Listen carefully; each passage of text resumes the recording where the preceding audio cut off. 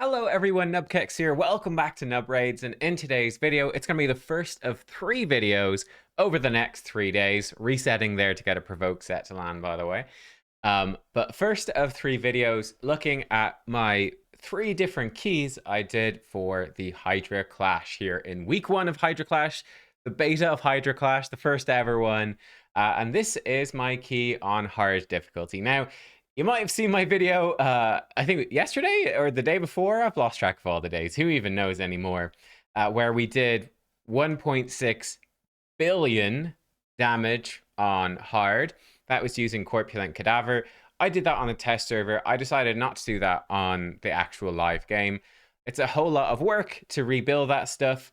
For me, it's not fun because it just feels like an exploit. And yeah, also it's probably going to get nerfed anyway, so I didn't bother, and I figured it's probably not that helpful for you. I've already done a video on that. It's already done. Let's move on and let's start preparing you for Hydra Clash. So this is what I'm doing, assuming that stuff is going to be nerfed, and I don't have a Trunda either. What is the best I can do with my Hydra keys? So that's sort of what I attempt to do this week and build on those teams and move forwards. Here we go. Before we look at the team, let me show you this. Obviously, the Hell Hades optimizer is great. You can use like the team optimizer and you can choose the area, but this is for Hydra Rotation 5 on hard difficulty. And with my account, with the champions that I have, it's suggesting these as being the best keys that I could do. So 136 million over here, 111 million with this particular team, 103 million with this team, 94 million, 93, 77, 76, etc. So we'll see. How do we do? Can we beat this number? Sneak peek. Yes, we can. We can beat it. We can do better. And of course, you know, this might use your best champions on your account. You've got to split this. Oops, excuse me. Here we go. Back to the run, which we recorded. You have to split this over multiple runs. You've got to split it across 3 keys, across 3 difficulties. Let me tell you now, I have done all 3 runs. This hard difficulty run gave me the most points for Hydra Clash. It's something I told them, and I'm not even using Trunda or Corpulent Cadaver, you know? This is something I told them about. I gave them the feedback instantly, was that the point multipliers for the higher difficulties are too low. Maybe they're accounting for a Crizia and those point multipliers. That's fine. But it does seem too low. I think for the average person, you're going to get your best scores in normal and hard, probably, which is ridiculous. But this was slightly my best scoring key of them all. What is going on with this team? What do we have going on? Well, let me show you this first of all. What I've done for you when I went into building my teams here for the Hydra Clash, I broke down the core, the absolute essentials that I want for every team. Now, there's a variety of stuff I can bring on top of that, right? So, for example, we're not going to see HP burn in this list of essentials for every team because every team doesn't need HP burn. This team you can see right here doesn't have HP burn. It's not essential. But there are essentials that I want for every single team without fail. So the first category I broke it down to is into control. I think this is the most important category. And there are 3 essential things in this for me. Well, 4 sort of, because this is double, but decrease and increase speed, provoke debuff, and block buffs. What this is all about is keeping on top of the Hydra, taking way more turns than the Hydra can, keeping provoke on Head of Decay so we prevent the cleanses or at least limit them. It's hard to prevent every single one. And block buffs to stop, you know, the ally protections going up, to stop reflect damage, to stop increase attack going up on Head of Wrath. Really important to have all of those in every single team. So in every team I did, I tried to get this stuff in, and it's fairly difficult. Block buffs isn't too bad. There's some good epics for it. Provoke is a little tricky, and having both decrease and increase speed in a team is actually very hard. That's much more limited than you would think, I think. With this team, we have decreased speed with Mother Cybele, AoE A1, and the Inquisitor Shemael actually makes that more consistent whenever Head of Torment is out. Provoke, I'm running, none of the champions on this team actually have provoke. What I'm doing instead is running Mother Cybele and Mighty Uko in provoke sets. They both have AoE attacks. They're both going to be pumping out provokes. Is it 100% consistent? Well, from this guy getting a cleanse right there, you can see no, it's not 100% consistent, but it's consistent enough. I find that 2 provoke sets on AoE champions is sort of a happy middle ground, or yeah, it does vary. It tends to be very consistent when you have an AoE champion being boosted by Shamael, but when Head of Torment goes away, it can get a little bit more tricky. Block buffs then. Another essential, we're getting that from Mighty Uko. Now, Mighty Uko does have the problem that he cannot place block buffs if an enemy head has buffs, has any buffs on, right? They have to have no buffs for him to place block buffs. So when a head spawns in, so for example, Head of Wrath spawns in, you cannot put block buffs on. You can do it with Lydia, so it's actually taking this off auto every now and then in order to actually place block buffs with Lydia before Head of Wrath could do his turn and stuff like that. But Uko cannot do it. Or for example, the Poison Cloud head spawns in. He can't put block buffs out. Poison Cloud will go out. We don't have a HP burn here, so that's definitely a weakness of this team for sure. A weakness of Mighty Uko, but Mighty Uko is bringing us other stuff. In fact, he's bringing us increased speed, though Lydia is also bringing increased speed, but he brings another little bit, and he brought a revive, which is not an essential for a team, but I thought was somewhat important here. But I could potentially switch him out for something else next time and try it. He also brings one more essential. We'll come to that. For damage, there's only 2 things that I was bringing to every single team if possible. Decreased defense. This could be an S, it could be a C. It depends where you are in the world. And Hex. These are the 2 things I wanted in every team. I felt these were the 2 debuffs that would give the most damage possible. Hex and decreased defense. So I try to get that in every single team. Decreased defense speaks for itself. Hydra heads have extremely high defense. Reducing that massively ups your damage. And then Hex helps you target the Head of Mischief. I think that's actually very important for having consistent keys, especially because we're looking to push as much damage as we can. That means you're going to go far. Head of Mischief is going to eat someone and devour them in 2 turns. Hex helps you to deal with that. Hex also just adds a lot of damage. It just does tons of damage in Hydra because of how it duplicates damage across. 10% of single target damage that you do, duplicated to other targets with Hex. 2% of all AoE damage. It really adds up. A surprising amount it adds up and makes a big difference. And then finally, survivability. I'm looking for 3 things here. These are things to keep us alive. And the essentials for me, decreased attack, I do feel is essential. Maybe not on hard, but I think probably yes on hard, because you're probably bringing someone like I'm bringing in Turvold, who's a squishy damage dealer. You're probably going to have squishy champions. Decreased attack will help them stay alive. Anti-fear, something to deal with Head of Torment, make that consistent, and then a Mischief tank, something to make Head of Mischief consistent. You can do teams that don't have these 3, so they're maybe less essential, but for me personally, I do count them as very essential. It just makes Hydra a much more pleasant thing to do, and it's going to let you do better by stopping you getting as frustrated, and they're just effective. I didn't mention, but decreased defense in this team is obviously brought by Lydia. Hex is brought by Mithrala. And then for survivability, decreased attack. That is what is being brought by Mighty Uko. He's got decreased attack A1. Anti-fear is Inquisitor Shamael. And then Mischief Tank, surprisingly on this team, is also Inquisitor Shamael. By having him run slow, giving him a blood shield accessory, and building his resistance high, he'll actually be targeted by Head of Mischief a good chunk. Again, I've talked about this combo before, but yeah, Turvold buffs himself up. Now he takes an extra turn, which means he will drop some buffs.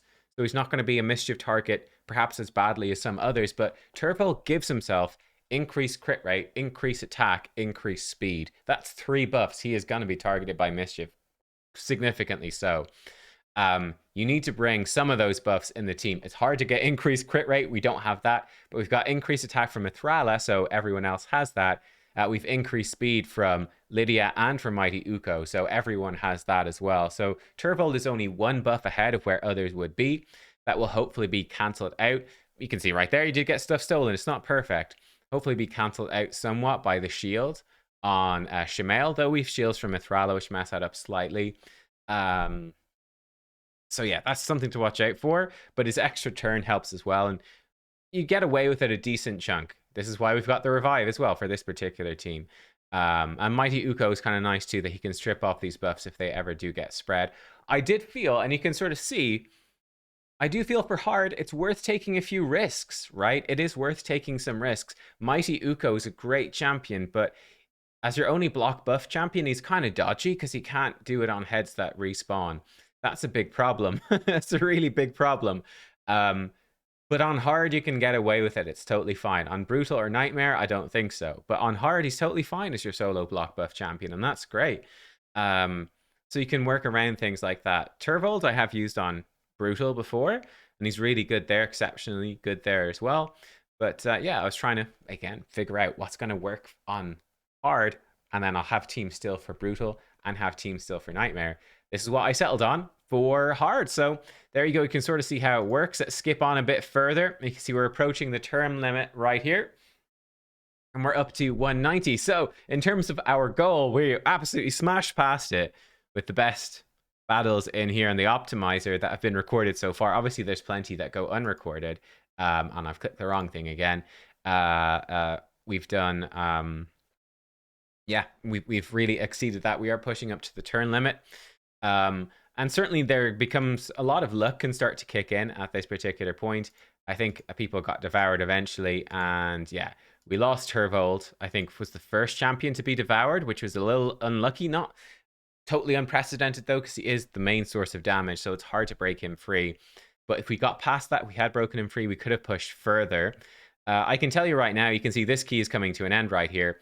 Unfortunately, I did do a test run of this, and I didn't record it, and it actually did 280 million damage. This run we did 223 million damage.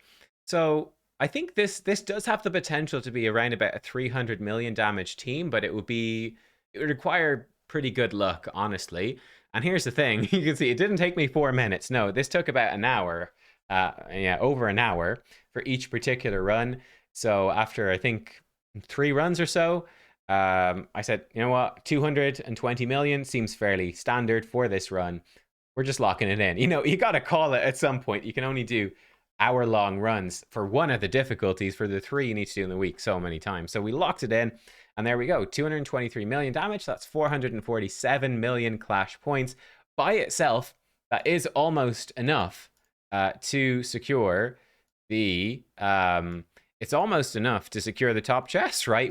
We've locked in second chest. Our difficulty alone, we've locked in the second chest. If we place top 3, which I'm say, looking at this so far is definitely not looking too good. These guys are both ahead of us with less keys used. These guys are much far behind, and these guys have almost caught us with way less. They look like to be the top team in this. So it's looking kind of rough in terms of whether we can finish top 3 here at all. But yeah, look, there you are. So that was the run. They were the champions. Let me show you the builds. And yeah, let me know. Have you run any of these champions? Do you like any of them? I'm a pretty big fan, obviously. And it's a somewhat-ish accessible team in the fact that Lydia and Mithrala are both champions you will obviously get. Shamael, he's a bit tricky, but he is just an epic. Void, though. Uko is a fusion that a good few of you watching will have. Mother Cybele was a fusion, but that was quite a long time ago. A lot of you might not have her. Turvold was a guaranteed. You can definitely replace Turvold with Whisper. She's a great alternative champion.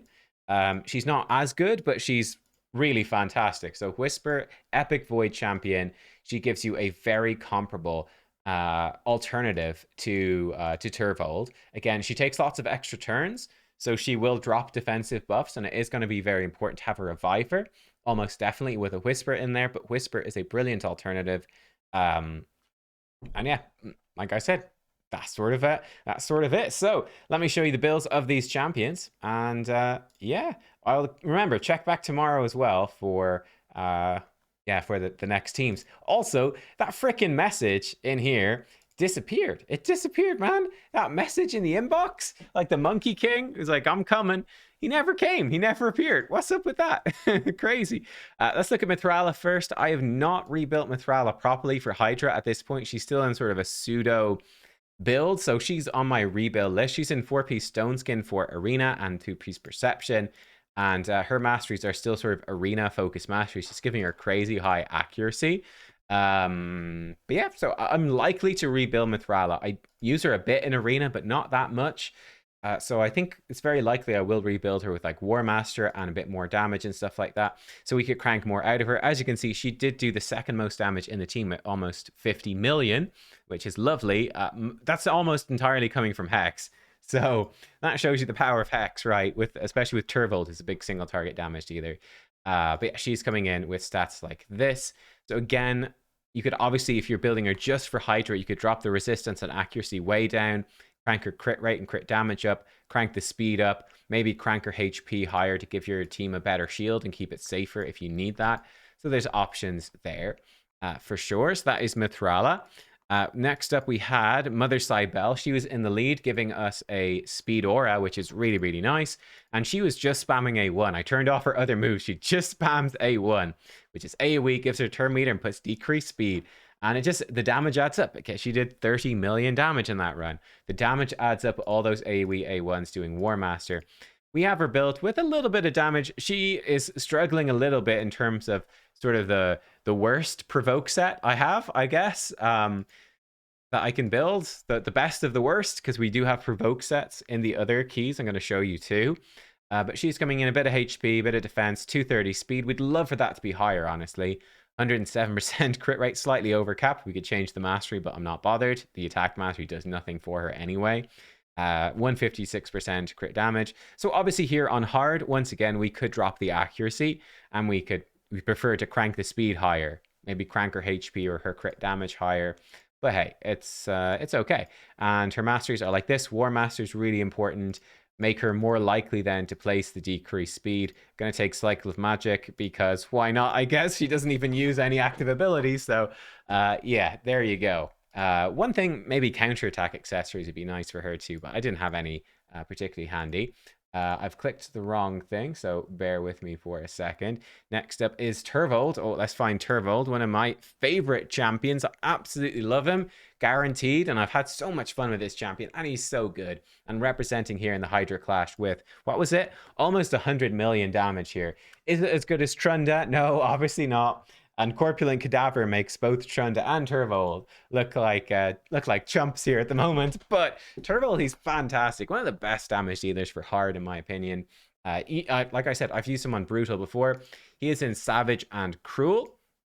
And he is coming in with good speed, high attack, 70% crit rate because he gives himself the extra, and 255% crit damage. He does have a bit of accuracy, and he does have Heaven Cast Blessing. This is interesting. Gives you attack and ultimately crit damage and speed and more attack and etc. But this lets you ignore part of the target's resistance, which is quite nice because he does have Weaken on his A1. So if you're not using a Lydia, who does bring Weaken, he can actually provide the Weaken. So if you're using like an Ugo instead or something like that, you know, or any decreased defense champion and you don't have Weaken, he does up your damage a bit by bringing the Weaken himself. So does Whisper, actually. She's like epic Turvold, basically. He's legendary Whisper. His blessings are like this. So he has War Master, not War Master, excuse me. He has Helm Smasher just to hit as hard as is possible. Next up then we had Lydia. Lydia, do I see her? No. And you guys were telling me I should do this. I need to use my search function more often, and you are correct. Look, there she was in the vault, and we found her. Thank you for the comment saying, nubkeks, I see you don't use the search function. I'm an old man. I can't deal with this newfangled technology.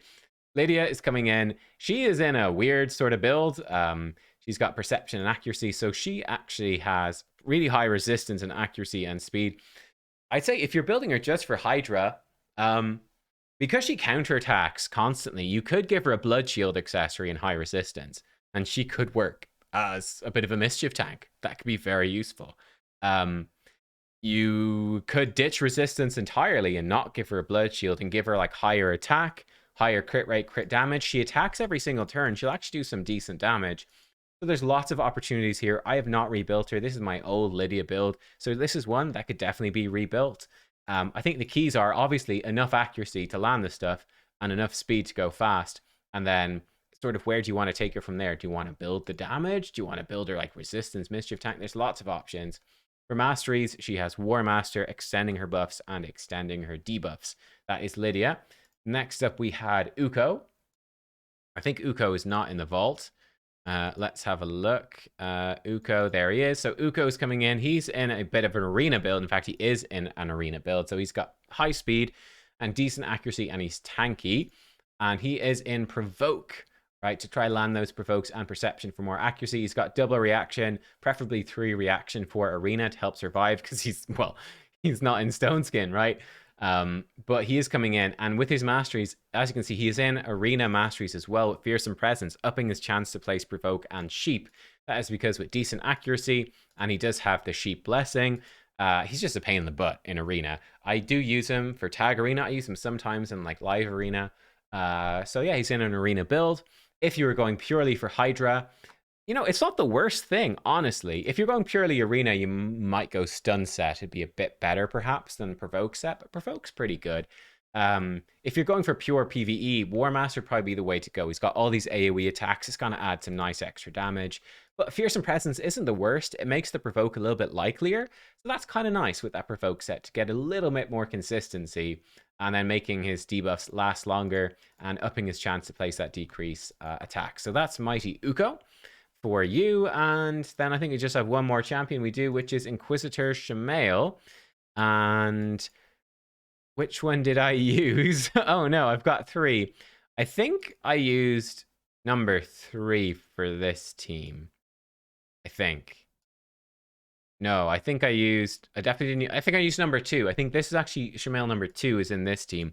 So this Shamael is the one who's built. He's slow, okay? And he's got lots of resistance. So he can basically mischief tank, and he's got blood shield to help with that, right? Give himself a tiny little shield, just makes it a bit more consistent. It's not a perfect build. Again, this is a build I'd like to rebuild and improve to actually get more damage out, especially in this team because he's running with a Mithrala who gives increased attack, so we could get a good bit more damage out of this Shamael.